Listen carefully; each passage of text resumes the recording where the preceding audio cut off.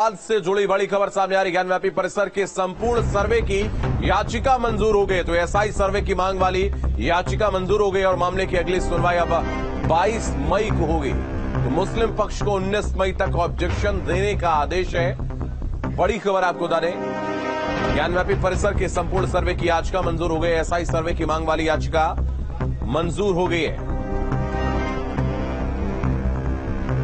तो आपको बता दें, वाराणसी में ज्ञानव्यापी मंदिर परिसर के एसआई सर्वे की याचिका को जिला कोर्ट ने मंजूर कर लिया और कोर्ट की ओर से याचिका मंजूर किए जाने के बाद हिंदू पक्षकार की ओर से सर्वे से संबंधित दावेदारी की गई है। इस मांग में मूलतः हमने ये मांगा कि जो तथाकथित मस्जिद है उसके वेस्टर्न वॉल की जांच हो।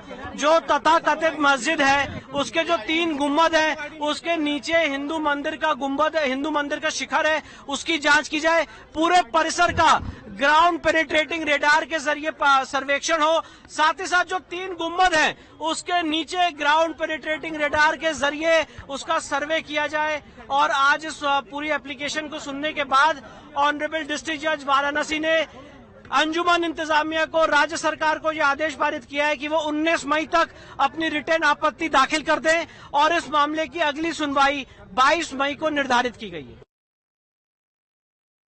उसी के साथ जो हाई कोर्ट वाला, जी बिल्कुल उसी के साथ जो क्या क्लब होगा, क्या ये दोनों साथ साथ चलेंगे 22 तारीख को, क्योंकि एक ही सूट में एप्लीकेशन दी गई है और एएसआई कोर्ट के सामने 22 तारीख को ऑलरेडी पेश हो रही है। तो 19 को इनके ऑब्जेक्शन देने के बाद 22 तारीख को दोनों मामले की साथ में सुनवाई हो जाएगी। एक तरफ आप मांग कर रहे हैं, दूसरी तरफ जितेंद्र सिंह डीसी ने भी कहा कि वो 19 तारीख को इस तरह की मांग करेंगे। तो अच्छी बात है, ये तो अच्छी बात है, सारे लोग एक साथ रहें और हम लोग का पर्पज और कॉज एक ही है।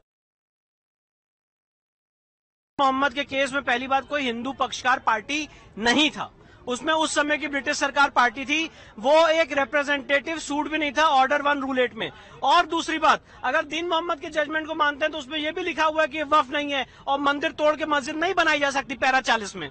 तो दीन मोहम्मद का केस इस केस यहाँ पे अप्लाई नहीं करता है। ये संविधान आने के बाद सीपीसी के तहत फ्रेश प्रोसीडिंग है। इस देश के नए कानून को मानते हुए दीन मोहम्मद प्री कॉन्स्टिट्यूशनल एरा का जजमेंट था और उसमें कोई भी हिंदू पार्टी नहीं था।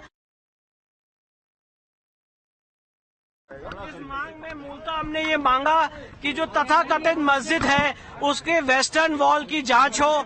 जो तथाकथित मस्जिद है उसके जो 3 गुम्बद हैं उसके नीचे हिंदू मंदिर का गुम्बद, हिंदू मंदिर का शिखर है, उसकी जांच की जाए।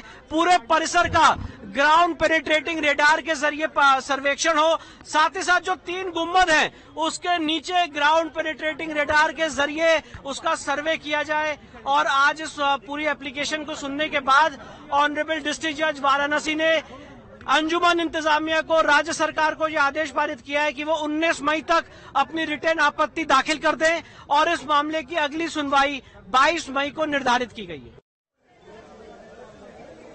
वाराणसी में ज्ञानव्यापी में मस्जिद से पहले मंदिर कैसा दिखता था, इसका एक खास मॉडल तैयार किया गया है। मस्जिद से पहले वहां पर क्या नजर आता था, इसका एक खास मॉडल ज्ञानव्यापी मुक्ति अभियान के तहत तैयार किया गया है। और इस मॉडल में आदि विश्वेश्वर का जो मंदिर 128 फीट ऊंचा और 125 फीट चौड़ा था, उसे 128 सेंटीमीटर ऊंचा और 125 सेंटीमीटर चौड़ा बनाया गया है। लकड़ी में बने इस मॉडल में मंदिर के आसपास 9 मंडप दिखाए गए हैं। 8 मंडप चारों ओर है और बीच में मुख्य मंडप है और इसके साथ एक प्रवचन कक्ष है जहां साधु संत प्रवचन देते थे और साथ ही संस्कृत अध्ययन केंद्र बनाया गया है। बताया जाता है कि इसी अध्ययन केंद्र में औरंगजेब के बड़े भाई दारा शिकोह ने संस्कृत और वेद की शिक्षा ली थी और इसी के बाद औरंगजेब ने अपने बड़े भाई की हत्या करवा दी थी और मंदिर को तोड़कर मस्जिद बनाई थी।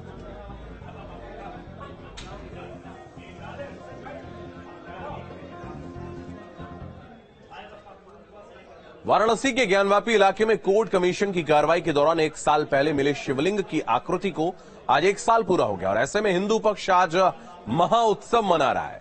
ज्ञानव्यापी इलाके में मंदिरों में जलाभिषेक किया गया। इसके साथ ही जल्द से जल्द शिवलिंग के दर्शन पूजन की अनुमति के साथ साथ मंदिर बनाने की मांग भी तेज हो गई है। ज्ञानव्यापी परिसर में कमीशन की कार्रवाई के दौरान हिंदू पक्ष ने जो दावा किया कि शिवलिंग प्राप्त हुआ, उसे आज 1 साल पूर्ण हो चुके हैं और ऐसे में ज्ञानवापी परिसर के ठीक बगल में ही जो शिव मंदिर है वहां पर विश्वेश्वर महादेव की प्रतिमा का एक तस्वीर लेकर के लोग यहां पर आकर के बाबा का जलाभिषेक कर रहे हैं और बाबा से कामना कर रहे हैं कि जल्द ही वहां पर पूजन अर्चन की अनुमति मिले और आम भक्तों को भी वहां पर दर्शन की अनुमति मिले। इसके साथ ही उनकी ये भी कामना है कि बाबा का जो जलाभिषेक नहीं हो पा रहा है वो जलाभिषेक वहां जल्द से जल्द शुरू होना चाहिए। तो वाराणसी में आज 1 साल पूरे होने पर शिवलिंग मिलने के किस तरीके से बाबा को जलाभिषेक किया जा रहा है, इन तस्वीरों के माध्यम से आप देख सकते हैं, समझ सकते हैं। आज कितना बड़ा दिन है आप लोगों के लिए? हमारे लिए बहुत बड़ा दिन है। जो 1 साल का दिन बीत गया, हम लोग 1 साल तक कठोरता के रूप में सहन करते हुए अपना बिताए हैं। जो बाबा को तन्हाई में रखा गया है, हम लोग देखने के इच्छुक हैं। हम चाहते हैं कि जलाभिषेक बाबा का होना चालू हो जाए। हर हर महादेव। आप तस्वीरों में देखिए कि जलाभिषेक करने के लिए किस तरीके से लोग व्याकुल हैं और लोग चाहते हैं कि जल्द से जल्द मंदिर का दरवाजा खुले ताकि आम भक्त पहुंच सके। आज आप लोग क्या कामना कर रहे हैं बाबा? देखिए, न्यायालय हो, सरकार हो, उस सब से ऊपर एक बड़ी सत्ता है बाबा विश्वनाथ की, जिससे हम इस जलाभिषेक के माध्यम से ये प्रार्थना कर रहे हैं कि विश्वेश्वर महादेव का अतिशीघ्र हम सब भक्तों को दर्शन प्राप्त हो, उस पर जलाभिषेक का अवसर प्राप्त हो, उनको भोग पूजन अर्चन कर सकें।